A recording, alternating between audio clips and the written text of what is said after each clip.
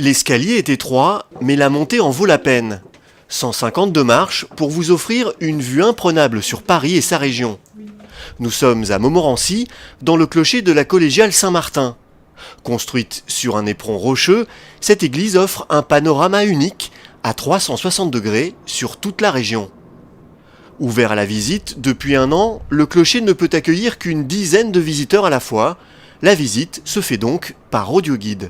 Les visiteurs sont accompagnés d'un casque et puis d'un petit lecteur MP3 comme ceci qui leur permet d'avoir un commentaire. Alors pourquoi une visite audio guidée? Tout simplement parce que le lieu ne se prête pas à une visite guidée ordinaire, c'est un lieu assez étroit et donc on a besoin de laisser les gens en autonomie aussi et puis c'est plutôt pas mal parce que ça permet un peu de laisser contempler cette magnifique vue.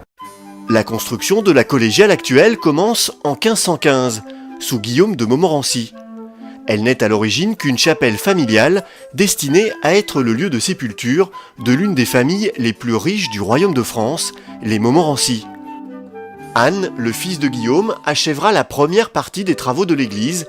14 vitraux datent de cette époque.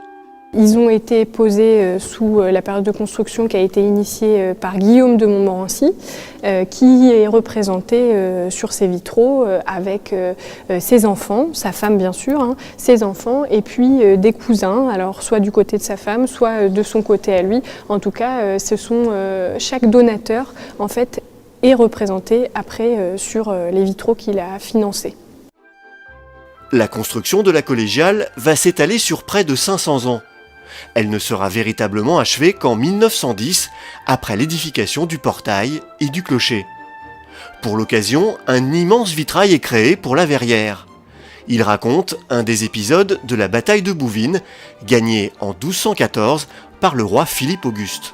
Il est important ce vitrail pour la famille des Montmorency. Pourquoi? Parce qu'à cette bataille, Mathieu II de Montmorency, donc l'ancêtre d'Anne de Montmorency notamment, il s'est illustré par un fait militaire d'importance, puisqu'il va confisquer 12 bannières à l'ennemi pour les rapporter au roi Philippe Auguste. Donc c'était vraiment un proche du roi et il va vraiment s'illustrer par ce fait militaire et c'est ce qui va lui donner le droit de rajouter 12 alérions supplémentaires à son blason, au blason familial, donc qui va afficher cette gloire militaire.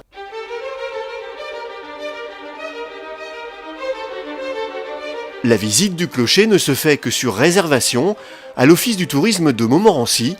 La visite est audio guidée et vous coûtera seulement 2 €.